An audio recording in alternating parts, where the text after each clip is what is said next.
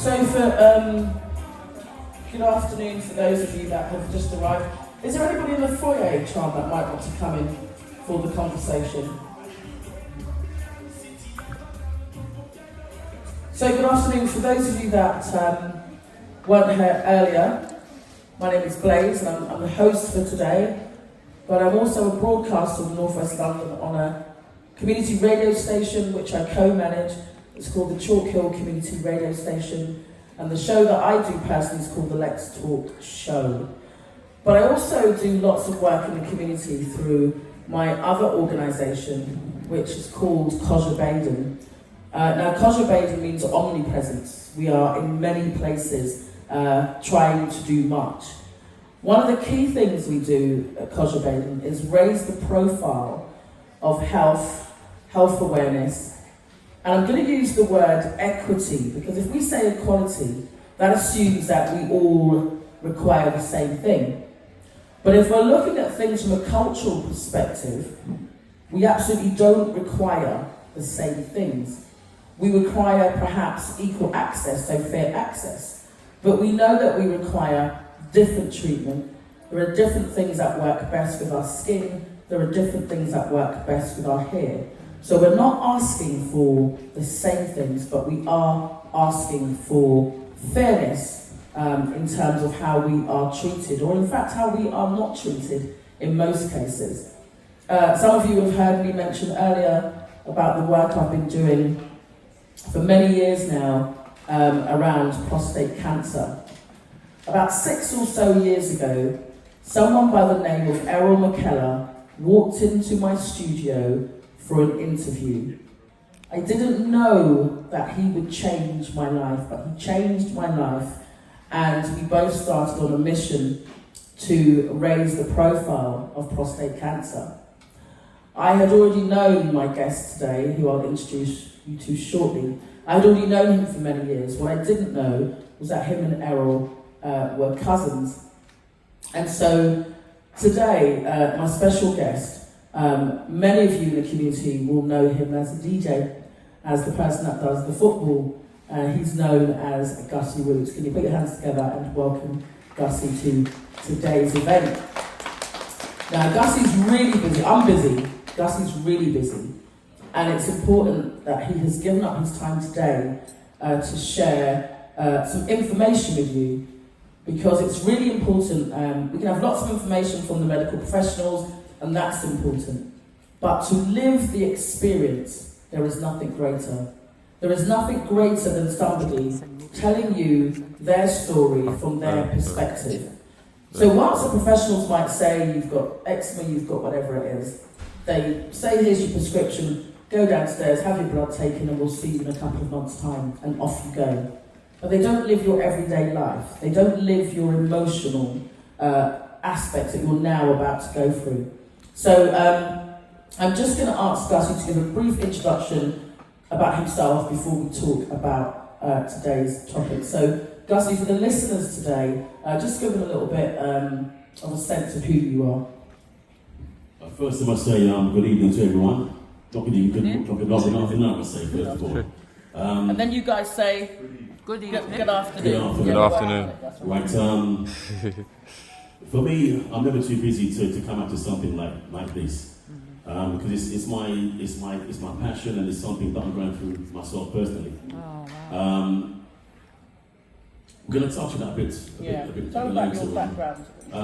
My background for many years, I used to do run various football teams in Brent, Middlesex, and also from the early days where I learned my trade as a radio DJ on JPC radio around the road. That's where I started my trade, and from then on, RJR, and now Roots FM. And also, I had the honour, because of the work that I've done over the years, to carry the Olympic torch. That was in 2012, so I was very proud of that. And now I'm currently running my own football club, which is called Youngs FC. Fantastic. And we've got ranging from ages from under 6 up to under 15. We've got 26 teams, okay, plus 4 girl teams as well. So we're trying to, it's not just about football.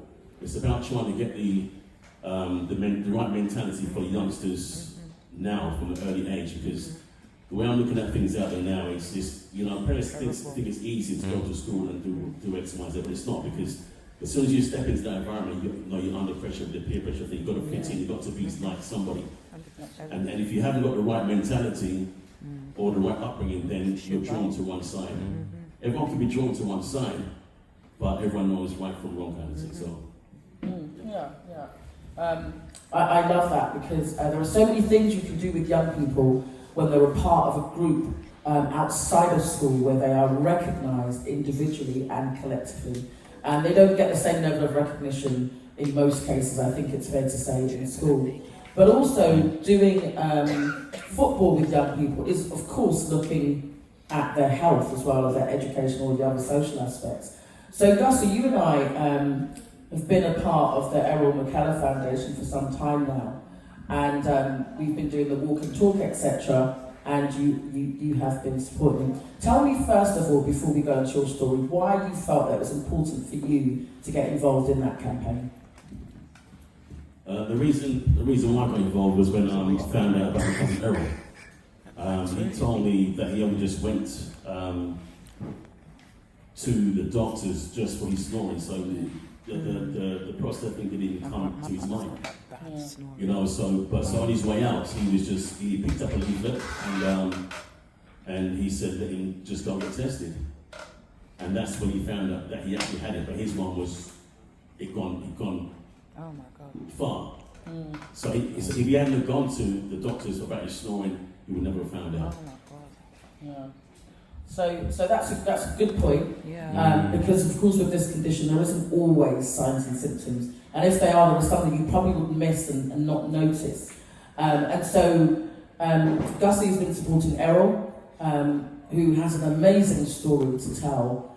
But then one day, Gussy, for you, your story changed. Can you take us through that day? Well, for me, I can't say my life changed, but it just made me more aware of the things that men need to do and have to do. But for me, I was like getting my regular checkups every single year, the normal checkups and stuff like that. So, and the doctor called me and said that he needs to see me. So I went down and saw him, and we sat down. He said to me that my PSA level was high. So I said to him, well, how high is it? He said, well, it's got to a stage where I need to have a scan just to see if it's a tumour or it could be something else. So after the scan, it turned out that I had a small tumour, and it just, like when you hear that, it changed me, and the whole of my mindset, and he said for me to really find out how big this tumour was to have the biopsy. So I said to him, so I went down to the hospital, and we spoke about the procedure and stuff like that. And the guy and the doctor said to me that I need to have this to find out how large the tumour was. So there was another guy that was not sitting next to me like how you're sitting there now. And when the doctor said to me, listen, you need to have this biopsy to really find out how large this tumour is. And I said to him, listen, just go ahead with it.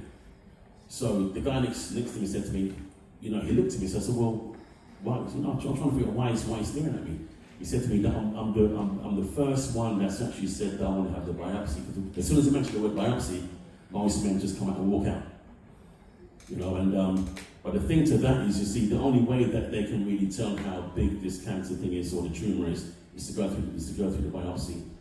And this is the thing that I need to say about because when they told me that it was the tumour, I just went in my car. I sat down for about half an hour, 40 minutes in my car, sitting down there, and I was crying in my car because I didn't know what to do. And so many things were just flashing around in my head, my mind, and so I said, where do I go from here? So the first thing I've done, I spoke to my wife and I told her, and then she started crying down the front. So then I spoke to my brother. I said, listen, you need to go and make sure that you get yourself tested. you know, and when I told him that I had it, it was like, you know, I can hear his voice stop, and he felt what I felt, kind of thing, you know. So after I spoke to him, I just had to get my mindset right, because that was key for me, because it was a very emotional time for me, because so many things just flashed through, and you know that when it's like that, you're thinking so many different things, and when I got the mindset right, I just I drove away, and I went back home, and I found my cousin Errol. I said, listen, I just got tested, and the time I got the treatment, I said, listen, don't worry about anything. Just go back to the doctor and find out who I can go and talk to try and find out which way to go. But sometimes when you go to the doctors, they're telling you so much different things you can't even take it in. And for me, I've done a lot of research. I've done a lot of reading and trying to find out what kind of treatments that I could have, or whether I do need treatment or not. But for me, mine was caught at the early stage, the very early stages. So that was crucial for me, you know. And moving forward from that, I was on active surveillance every 3 months, get my PSA checked, and it was kept at a certain level. And then someone introduced me to something, you know, said to try and change my dietary, and I started drinking, having alkaline drops put into my water, and that reduced my PSA levels. Oh, you know, great. But going back, That's what I've done. yeah, but which is what doctors don't really talk about, because I don't think they know. So that's why they want to do the research to find out why it affects black people more, kind of thing. So if we don't do our own research, then we're not going to find out. No, that's right. You know, and the thing that I want to say to the men here now is important. You know, women talk about things which is personal to them. They can have a conversation about stuff that's personal. Now, if you go to a man and say, I'm not having this thing, can I talk to you? They kind of clamp up and they distance themselves. They don't want to talk to you. You know, and I know for a fact now, you know, that there's lots of men out there now, men that I know, right, that have not been to a doctor in years. And it's only like after I had about 2 or 3 of those sessions there, a few of them have come to me and said, listen, Gus, you know, I started listening to you last year or 6 months ago, and you know, I've got it now. So you know, so my PSA level, because it got caught early, mine was 3.8, and now I've got it down. My last PSA reading was down to 2.6. Okay. Gotcha, I know we're showing about that's wonderful. So I'm just going to interject a little bit there. First of all, thank you so much for sharing that story, because to make ourselves vulnerable is to encourage and support and to put an option out to those who perhaps are sitting and thinking, I might, maybe, possibly, I could have, should have. Gussy is saying to you that you should. You should take note. He's also saying that you should talk. Women, we talk all the time. We will even examine each other. We will say, I think I've got something here. It doesn't feel right. Can you feel that? I don't know so much that men do that. I don't know so much that men have those conversations. But what Gussy is saying, it's important for you to do that. So Gussy, after your diagnosis, more recently, you've gone on to do some events. Talk to us about those events. Those events we had, it's just to bring in men in, not just the men only, but it was a place where it was like more of an awareness kind of thing, where they can know more about prostate cancer, how it affects you, because many men don't even know that they've got it, because it's a silent thing, and a lot of men don't even know what the symptoms are, you know, and I didn't know what symptoms were, and when I found out, because I was going to the toilet a lot, and I was thinking it's just down to me. You know, sometimes when you go out there and have a beer and you think it's down that line. But when I found out, that was the start of it. So not many men know the symptoms. Sometimes it's not even that. It could be like slight back pains. It could be something to do with the urine. You know, so that's why it's always good to have. And these are the things that during the meetings that we have, we highlight these things. and it makes you more aware. And the doctor part is the most important one. You've got to go to your doctors, because I didn't even know that I had a history with this until my uncle passed away, and then I was speaking to my cousins, and my cousin said, "Oh yeah, he did have prostate cancer." So I said, "What?"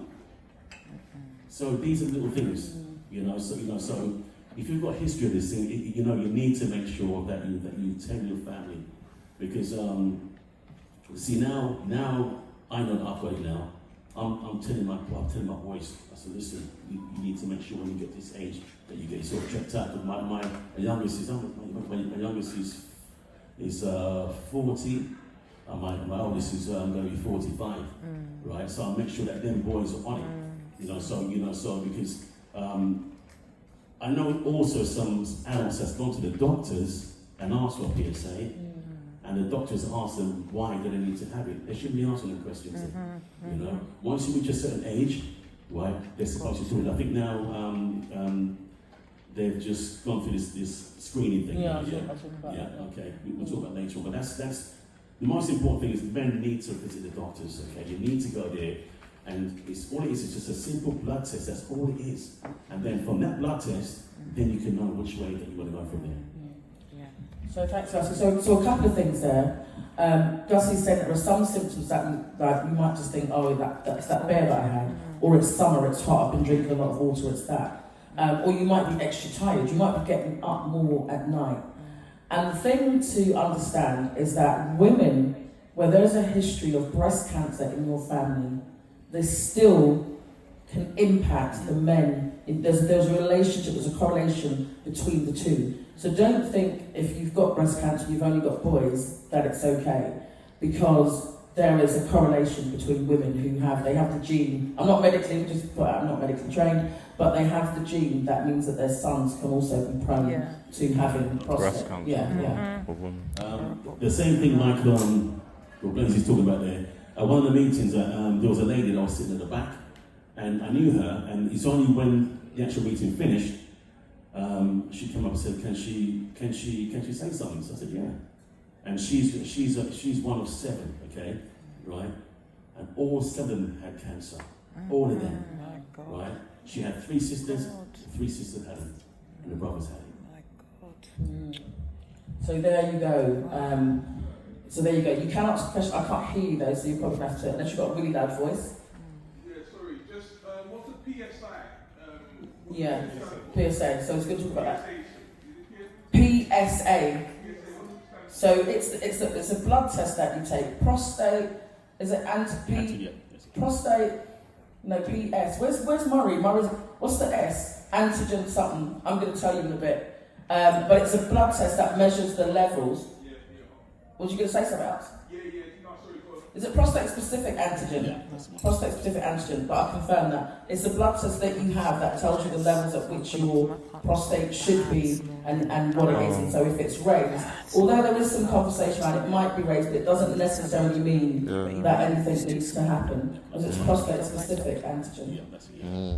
That PSA test is just like a guideline for the doctors to know your levels, but the only way to really find out your levels and how it's going to affect you is to have the biopsy, and the biopsy will tell you exactly how high it is and what you need to do.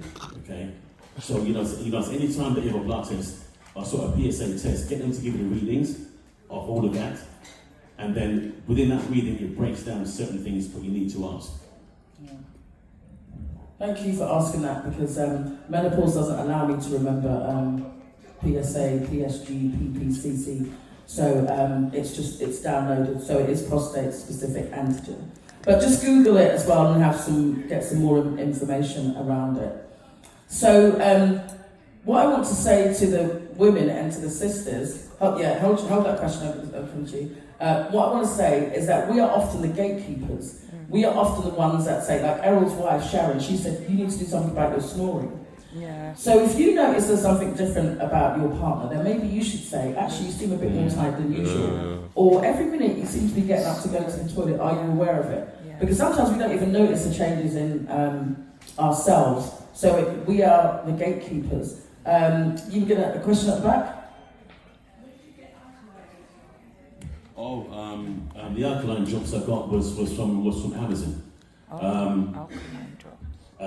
Well, when I finish, I'll give you a link for that. Yeah. But I'll it's like that too. it's you know what Baines is talking about there about the ladies.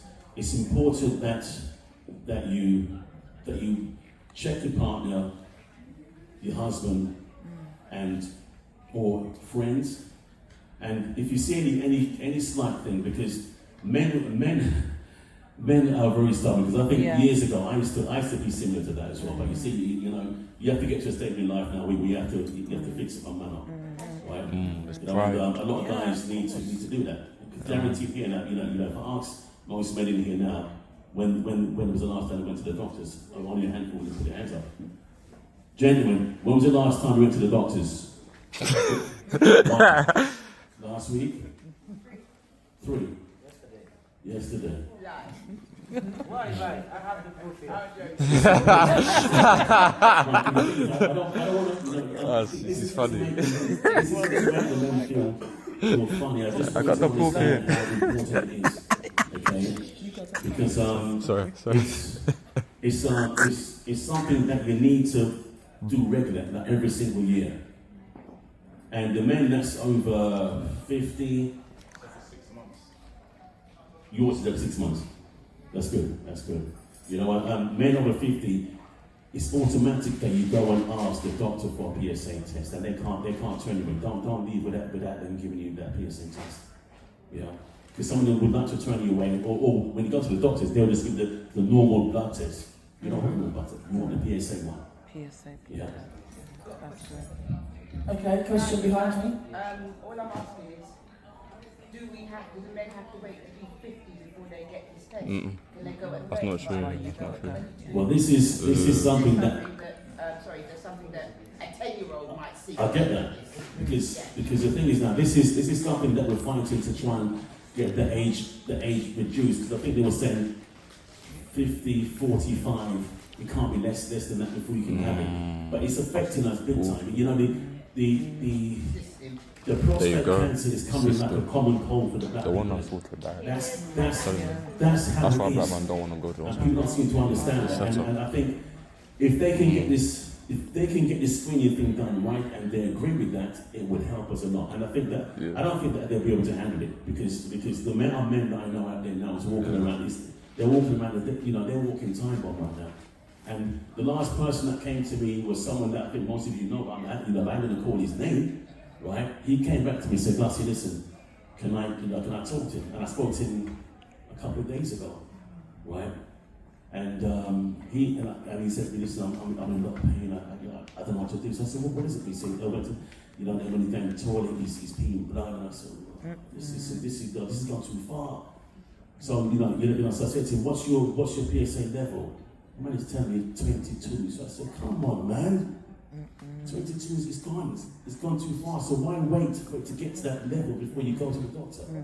That's my point. Yeah. Question. You mentioned a while ago that if women have breast cancer, it could have an effect on their boy children. Yeah. I'm looking at the other side from the paternal point of view. If men have prostate cancer, could it affect their young female girls? It can. That's interesting, breast and cancer. I don't know so much about the reverse Breast of that. cancer. But one thing to say though is, if there is cancer The girl full will stop have breast cancer. in your family, there's a likelihood that you could also be prone to it. And so, in answer to can people have their PSA done at a younger age, you can go and say, look, I might be this years old, but my dad had it, my uncle had it, whatever, it's in the family, and I need to have it done. And when I'm telling you, they do say no. So I know that there's a urologist consultant, surgeon. He is the person that operates on people that have prostate. He's the cancer specialist. And when he went to have a PSA test, they said no to him. But only because he was equipped with the knowledge, so he can say, well, actually, I am going, and he's a black surgeon, I am going to have that test done because I'm entitled to do it. So really, I think what it is an important thing. Gussy's saying you must talk. It isn't something you've done to yourself. you must talk, you must share, and you must do something about it. Because I'm sure that Gussy's story today is going to impact much of you in here, and it's going to impact those that are going to see the recording later. So him sharing this story is more than him just coming out on a Saturday to have a chat in the market. It's a movement, it's not just a conversation. And I'll talk to you quickly about the most recent government news. One thing for the men that's in here, or if you know of any men out there, don't be embarrassed about it. Because a lot of men I know are very embarrassed about this thing, okay? And I think that's one of the reasons why they don't want to go to the doctor, they don't want to talk to anybody. And that's why we have some of these meetings here, we must come along and hear it from a man's perspective and hear what he's gone through, okay? And it's very personal. It's personal. It was personal to me. And when I first found out, and I said that, I said to myself, you know, I can't keep this to myself. I've got to. You know, it's not just about me. This affects every man out there. So whatever information I've got and how I can share it, I will share it, and I'll help one of these meetings. You know, especially for the men, because again, sometimes if a man says he's going to the doctor's wife, friend, going in, make sure he does go there, because sometimes when the doctors ask some questions, they might not come and tell you the right thing. Okay. I know that's happened to a few guys I know, and this is saying, well, he never comes and tell the whole story. So sometimes it's always good to go there. Yeah, and also that's also for support as well, because you know, like how women have a lot of emotional problems and menopause and stuff like that. The men go through similar kind of things as well, but they don't know how to deal with these things. They don't know how to handle it, and their way of handling stuff like this is to lock it off. And when you lock it off, that's when it gets worse. I know I can see that. I just want to add to the comment that was made here. Listen, men, I've got to tell you something now. Women go through some serious, intrusive examinations all of the time. Whether it's done by females, sometimes it's done by male doctors, sometimes there are clamps used. We go through this, right? So when men are sitting saying, why am I not up it done enough? That is not the way to go. You guys need to wake up and stop that. You need to tell your friends to stop that. Because all that will happen is that same mama, why am I going on? You're not going to be singing Amazing Grace or How Great Thou Art or whatever it is you sing or beating drums because of that mentality. You guys need to stop the mentalities. Tell your friends to stop it. The great thing though is that is not the only way. And I think that's not something that they do. Before that might have been the first thing. It's not the only way. You got to think, do you have children? Do you have grandchildren? Do you have a mother? Do you have a father? Do you have a sister that's going to miss you?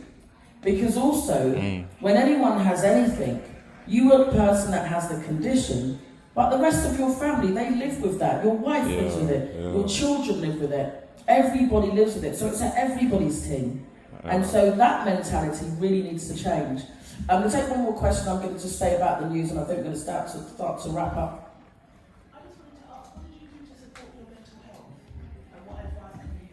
That's a good question. That's a very good question there, because when I found out, and this is one thing I can't say sarcastic. I just spoke to him in a way where he should have helped me out more, because when I found out that I had prostate cancer, I never had nothing. No one supported me apart from the people that was around me. So so I had to go through that myself, and this is where the doctor should have come and said, listen, checked up and said X, Y, Z. This is where you can go and you can talk to me. So so it was one of those situations where I had to man up, and even though it was very emotional for me, I had to make some quick decisions quickly. So that's why we have the meetings now to try and let men know that you're not out there on your own. You're not out there on your own. So emotional support is really important. Just before I go, I'm actually going to another event this evening, which is an award event, but it's also raising money for prostate cancer and sickle cell. But I just want to quickly say that to my right is Murray. You've seen him walking around, probably creating trouble, but actually he's a good guy. And Murray and someone who's normally here, who's not here this time, is Mello. I challenged them both to take part in a theatre production called Manning Up.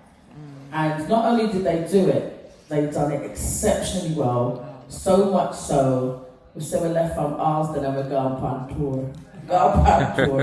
So next Saturday at the Civic Centre, Manning Up production is touring at Health Event. And it was just a conversation. I'm not going to give you any more information about it, so I don't want to spoil it. But have a chat with Murray in the break. Don't tell him any of your fantastic lines, but so that he can tell you where to go. And it's just two man them having a conversation about this. So I'd love you guys to support that. Myself and Charm are also going to be down there. But I want you to, first of all, thank you, Charm, for providing this platform and this space for us to have this really important conversation. And Gussy, thank you to you for coming out and sharing. And also thank you for the work that you do, and I hope that you and I are going to continue to do some stuff in the new year. Guys, put your hands together for Gussy.